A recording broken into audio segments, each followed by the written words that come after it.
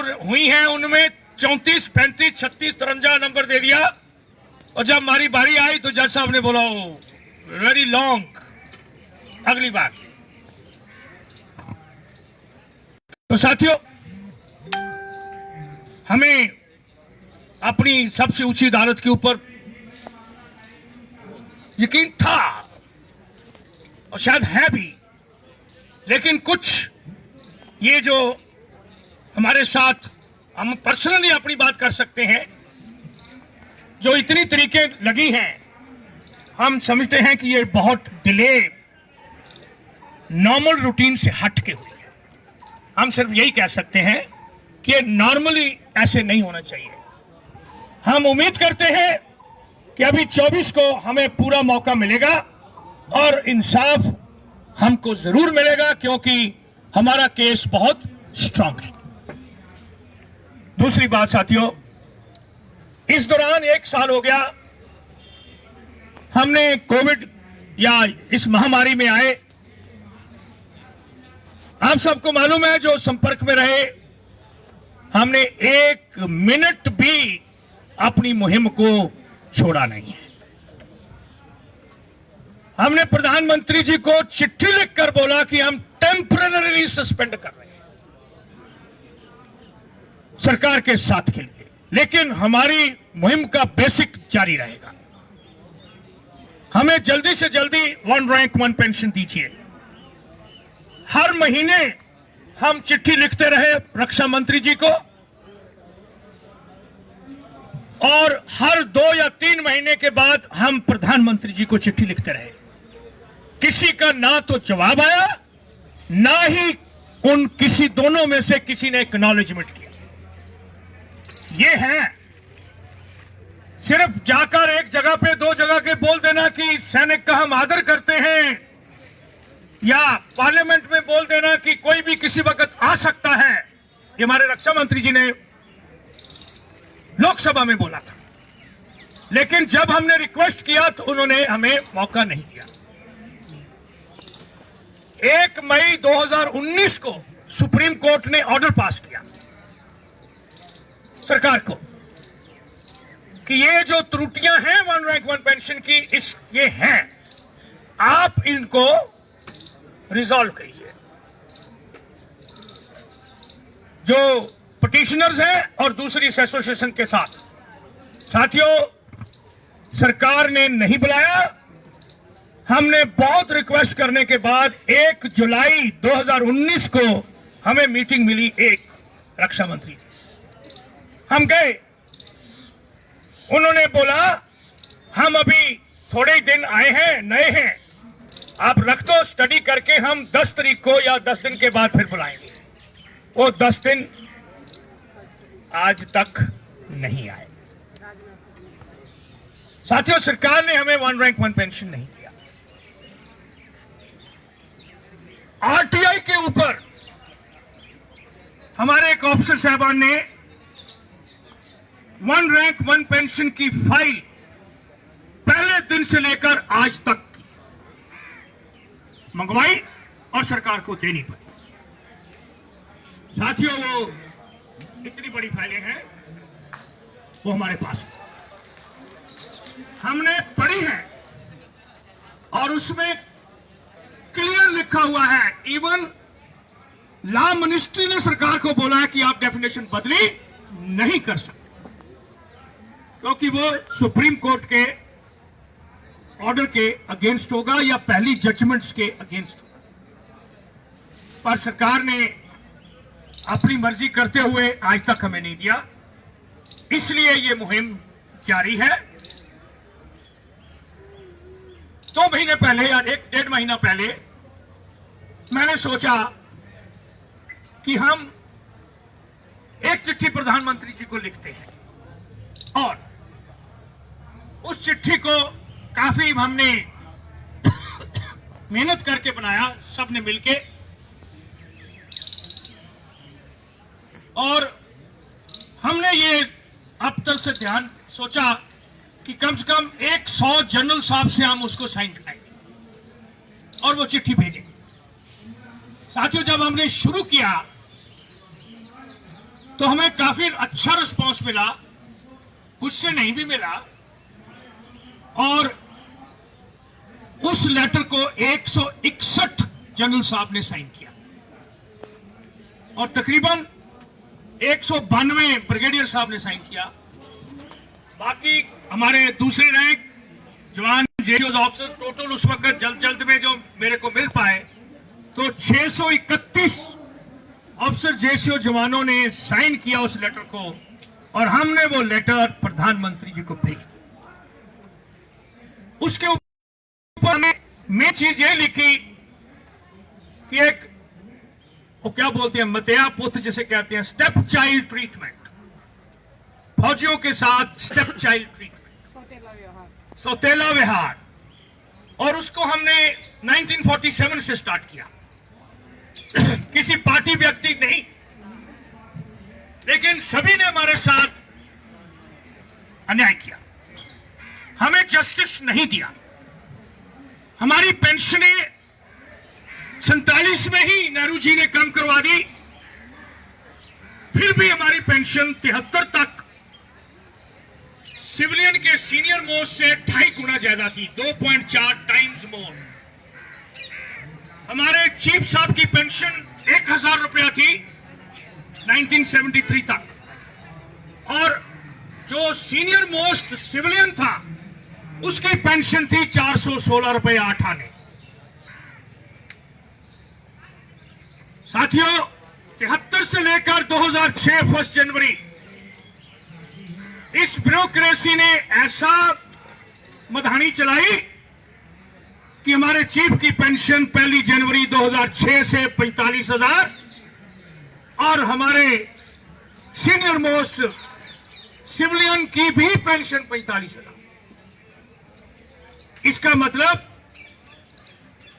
Bureaucracy ने अपनी पेंशनें 108 गुना बढ़ा ली, जबकि हमारे फौजियों की पेंशन 45 गुना बढ़ी। इस दौरान 7वें पे वेतन में जब आए तो 2.57 से मल्टीप्लाई करो तो जो 73 से लेकर 2016 1 जनवरी तक सिविलियन ने अपनी पेंशन 277 गुना बढ़ा ली, 278 गुना, 278 टाइम्स, मतलब 1 रुपए को 278 रुपए बना लिए।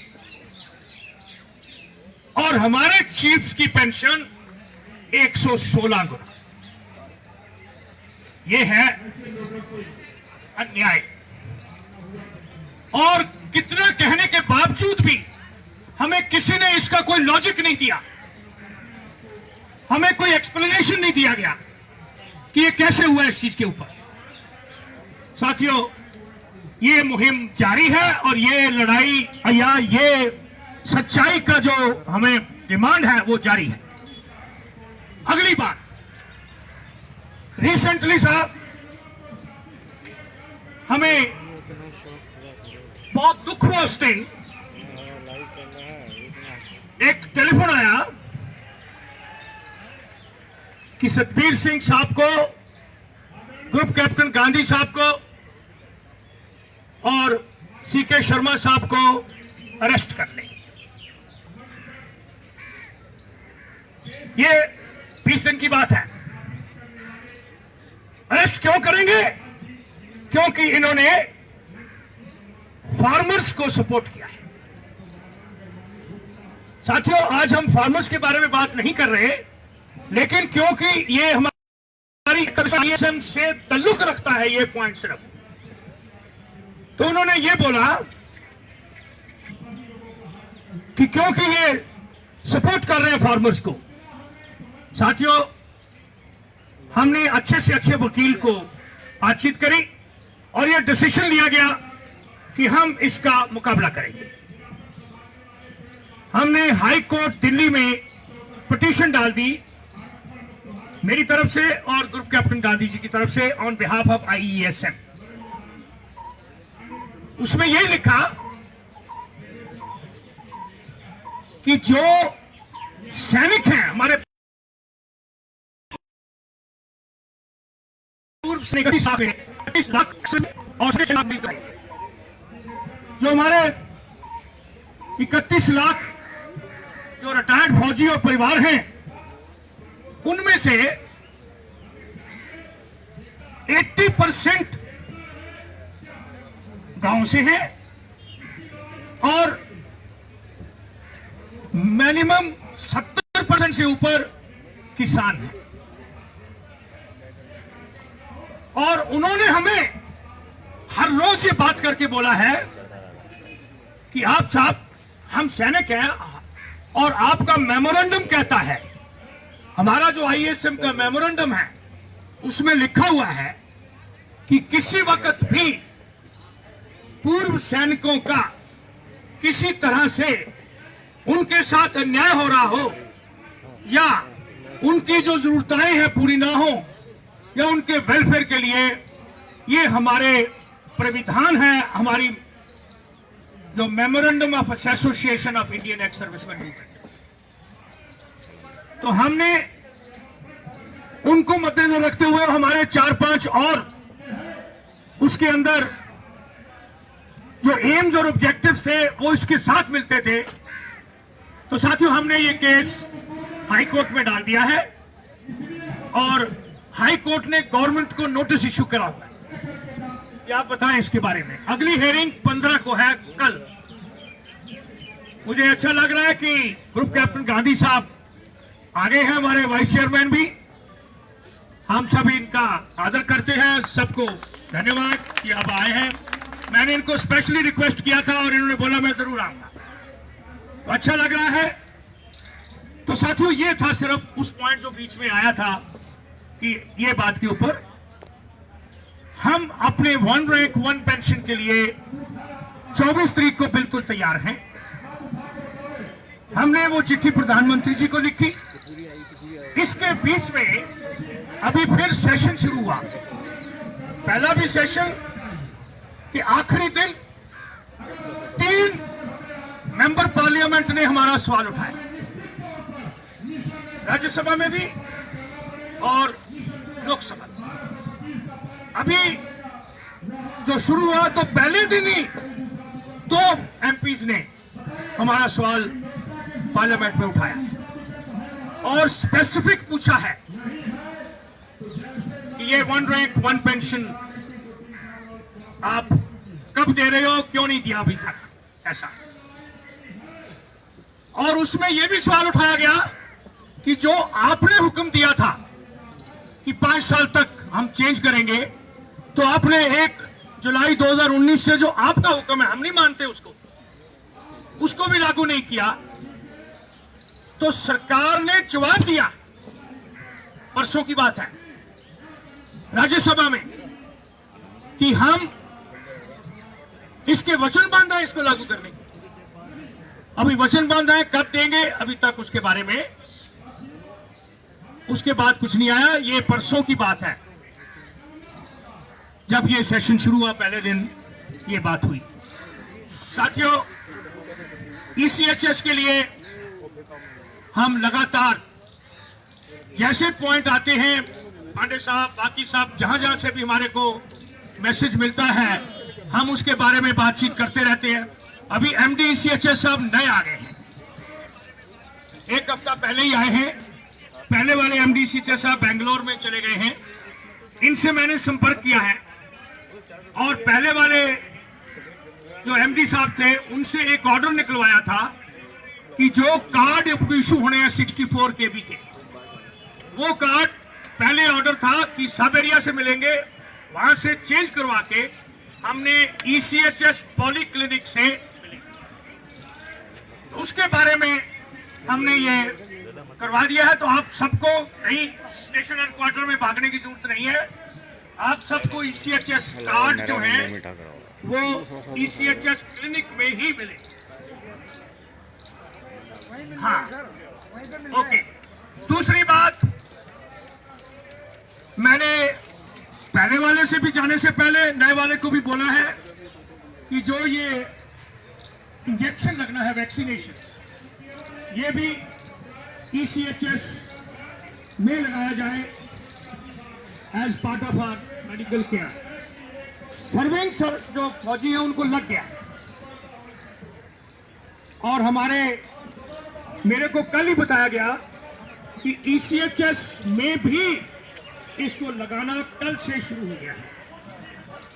मैंने उस लेटर को नहीं देखा, लेकिन मैं फिर कंफर्म कर लूंगा और फिर आपको बता दूंगा मैसेज से भी। लेकिन प्रिंसिपली उन्होंने मान लिया है कि ECHS से अपने ECHS मेंबर्स को वैक्सीनेशन है। अभी 2 वैक्सीनेशन है, चॉइस आपके ऊपर है, लेकिन मैक्सिमम लोगों ने वो कोविशील्ड जो है उसका लगाने के लिए सबको सुझाव दिया है। कोविशील्ड, तो कोविशील्ड जो है उसको आप जरूर लगवा लें। इसका कम से कम 1 साल का प्रोटेक्शन और विद हाई एफिशिएंसी दे रहे हैं। साथियों, मैं ISM की ओर से आप सबको ये गुजारिश करना चाहता हूं, आप कोई भी पॉइंट हमारे पास बुलाएंगे, हम रेस्ट में नहीं रहेंगे। मैं, वाइस चेयरमैन साहब, पांडे साहब, हम 24 घंटे में कम से कम 10-12 बार बात करते हैं डेली, और कोई भी पॉइंट होता है उसके ऊपर एक्शन करते हैं। तो मैडम ने तो बोला 10-11 को, लेकिन 172 विडोज को डबल पेंशन दिला चुके हैं। 172 विडोज को, जिनको मालूम ही नहीं था। अभी 3 दिन पहले ही यहाँ पे 60 फैमिली नेपाल की रहती है यहाँ, वो एक आ गई, उसकी डबल पेंशन लगनी थी। उसी वक्त हमने बातचीत करके, जो नए वाला एग्रीकल्चर डिपार्टमेंट में काम करता था, उनकी वो पेंशन सेकंड एक्सेप्ट कराने की लेटर चला गया और वो एक्सेप्ट कर। तो साथियों, कोई भी आपका इशू है, इसी तरह रिजर्वेशन जो है वो अभी 25% हो गई है और सारे ग्रुपों के लिए हो गई। आगे ग्रुप ए के लिए नहीं थी, और थी 24%, 18% और 12%। अभी 25% चारों ग्रुपों के लिए रिजर्वेशन है।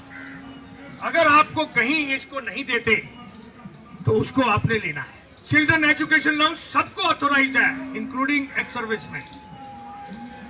अभी प्रधानमंत्री ने कहीं अनाउंस किया था कि 5,500 स्कॉलरशिप हैं प्रोफेशनल ट्रेनिंग के लिए, और उसमें से सिर्फ 3,500 कुछ लोगों ने उसको लिया है। अभी उनके पास बहुत स्कॉलरशिप पड़े हुए हैं, तो आप मेहरबानी करके उसको, जहां पे भी किसी को लागू है, उसका फायदा उठाएं। हमने ISM की तरफ से स्कॉलरशिप स्कीम एक चलाई हुई है, जो हम हमारी विडो बहनें या उनको, उनके डिपेंडेंट्स को देते हैं। 1,000 रुपये आप प्रति माह 4 से लेकर 12वीं तक, और कॉलेज में 2,000। विडोज के लिए भी 20-25,000, 15,000, जितना उनको चाहिए कोई बिजनेस शुरू करने के लिए, ताकि वो कुछ कमा सके। ओल्ड एज होम के लिए भी हम मदद कर रहे हैं। ये जो प्राविधान, ये पॉलिसी जो बनी है ISM की, इसका पूरा फायदा उठाएं। आप सबको गुजारिश है कि कोई भी विडो बहन आपके इलाके में हो, उसके लिए जरूर करें। तो ये हर रोज का काम है, और हम लेटर्स लिखकर, सोशल मीडिया का तरह से सरकार से बातचीत करके इस मुहिम को हमने जारी रखा है, और जारी रहेगा जब तक हमें अपनी असली वाली 1 रैंक 1 पेंशन नहीं मिलेगा। ये हम वायदा करते हैं आपको, और आप कभी भी आप याद करोगे तो हम आपको तीसरी घंटी नहीं खड़कने देंगे, हम उठा लेंगे। तो आप मेहरबानी करके अपने अपने इलाकों में आप कर रहे हो, एक दूसरे की मदद भी कर रहे हो। हमें बहुत अच्छा लगा कि 15 दिन के अंदर हमने गुजारिश किया तो 16,10,000 रुपया पूर्व सैनिकों ने इकट्ठा करके प्रधानमंत्री के फंड में हमने भेजा, ये कोविड के लिए। ये भी आप लोगों से इकट्ठा हुआ। ये भी छोटा देश के लिए तो कम है, लेकिन एक उसके पीछे जो इच्छा शक्ति है योगदान देना वो आप सबने दिया। इसी तरह कहीं फ्लड आता है या कोई आपदा आती है तो हमारे फौजी पूरे देश में हमेशा सबसे आगे, गांव से लेकर सेंटर तक हमेशा तैयार है। ये हमारे सैनिक, और इनके साथ अगर अन्याय होता है तो साथियों ये बहुत, मैं यही कहूंगा कि कोई भी सरकारों के लिए अच्छा नहीं है। हम सिर्फ अपना हक ले रहे हैं। साडा हक, साडा हक किथे रख, इथे रख, जल्दी कहा साडा हक और इथे रख और किथे रख और किथे रख, साडा हक, साडा हक और साडा हक। ये है भाई, हम सिर्फ अपना हक मांग रहे हैं, हक के सिवा कुछ नहीं मांग रहे। तो एक दवाज साहब आज नहीं आए, उनका काम था, लेकिन उनकी कविता मेरे को जरूर याद आ रही है 2 लाइन की, कि कितने बाजू कितने सर गिन ले मोदी जी ध्यान से, हारोगे तुम हर बाजी जब खेले हम जी जान से। तो ये हम हर रोज यहां बोला करते थे। साल निकल गया लेकिन साथियों भूले नहीं हम एक सेकंड। हम सब इकट्ठे हैं, इस इकट्ठ को कायम रखना, इस यूनिटी को बरकरार रखना, और सैनिक परिवार को कहीं से भी आपको आवाज आए उधर जल्दी से चले जाना। एक और बात, हमारा साथी जोगिंदर सिंह जो साइकिल चला के गुरदासपुर से यहां आया, वो बहुत बीमार है,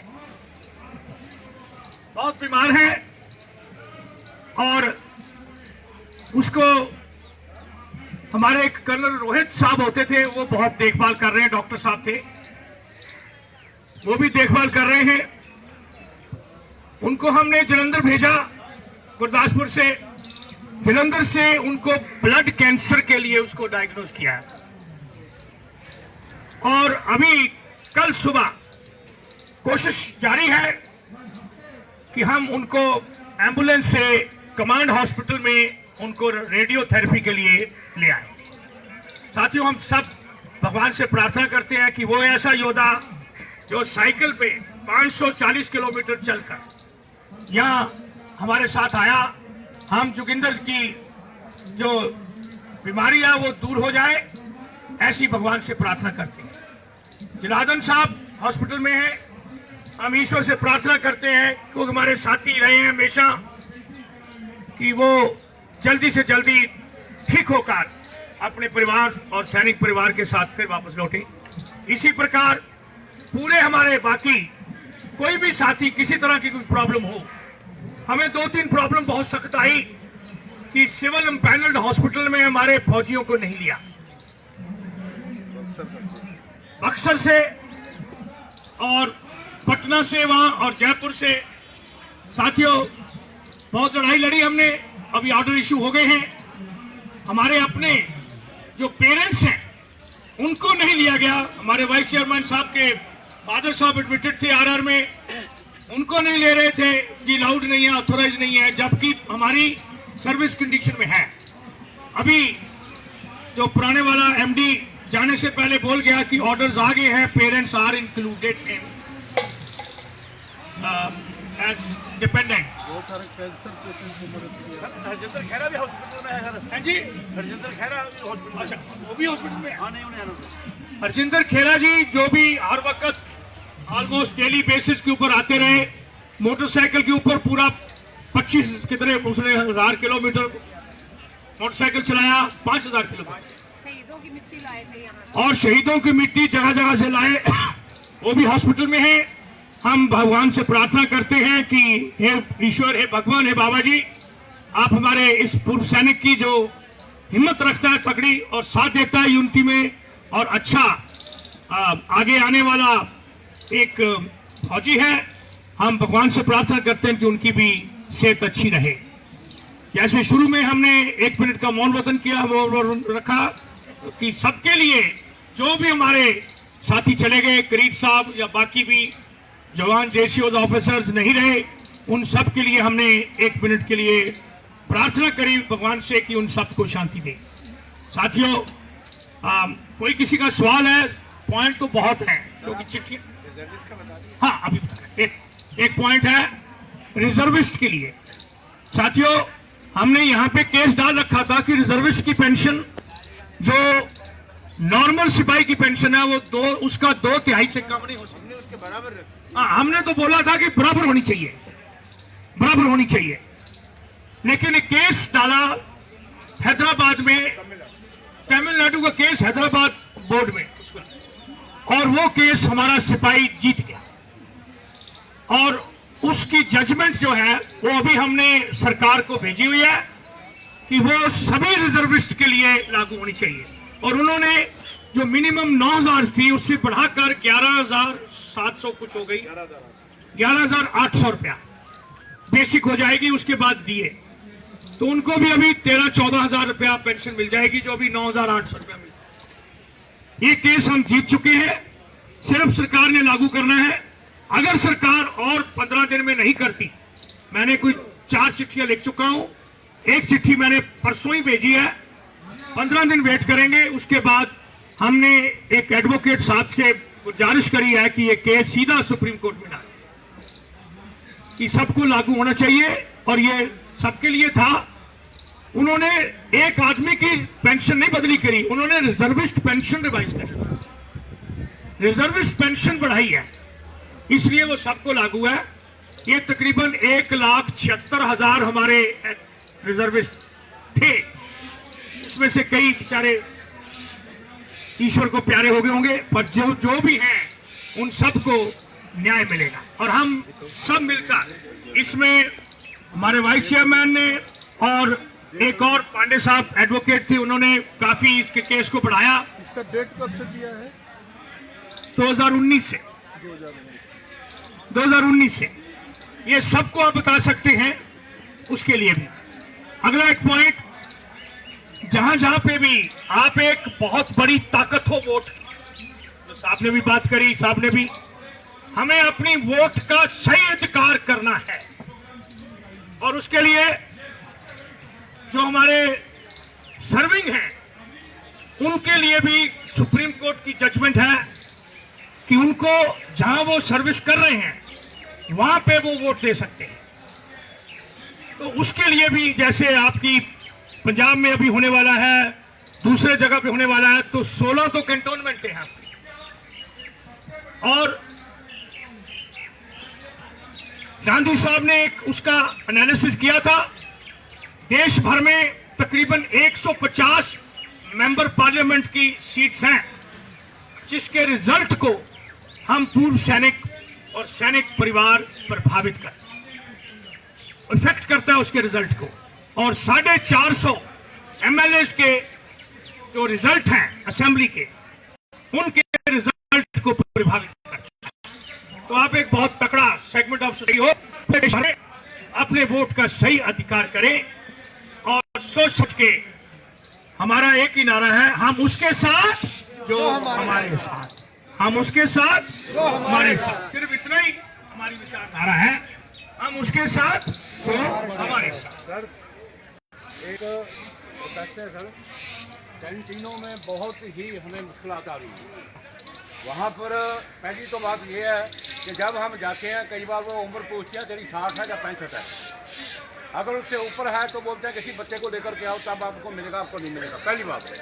दूसरी बात सर, आजकल जहाँ तक सुनने में आया है, जब हमारी ग्राहा कंटीन समराला में है, वहाँ पे गए हैं तो वहाँ पर ये बोल रहे हैं कि आपका जहाँ पे कार्ड बना हुआ है वहीं आपको सामान मिलेगा, नहीं तो नहीं मिलेगा। ये बहुत मुश्किल है।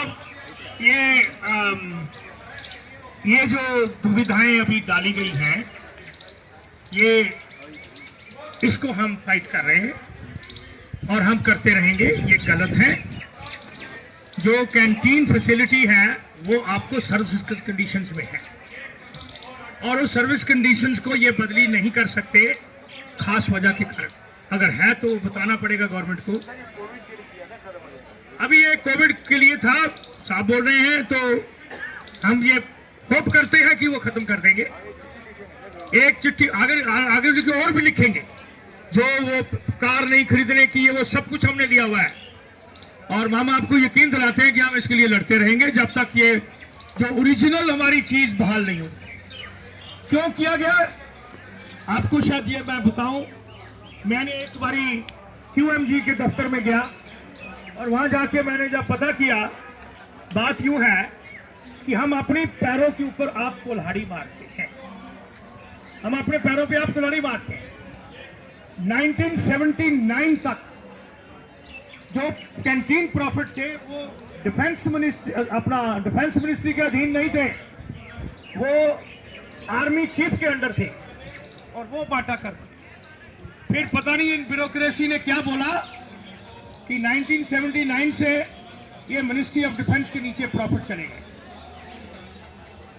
अभी हम एक केस तैयार कर लिया है, डालेंगे कि कैंटीन प्रॉफिट जो है वो हमारी जो स्ट्रेंथ है 15 लाख, जो उनके ऊपर के मल्टीप्लाई करके इतना पैसा बनता है, आप उसके हिसाब से हमारी खरीदो फरोख्त होती है, तो वो पैसा प्रॉफिट हमारे सर्विंग और रिटायर्ड लोगों के ऊपर 90% से ज्यादा प्रॉफिट हमारा बनता है।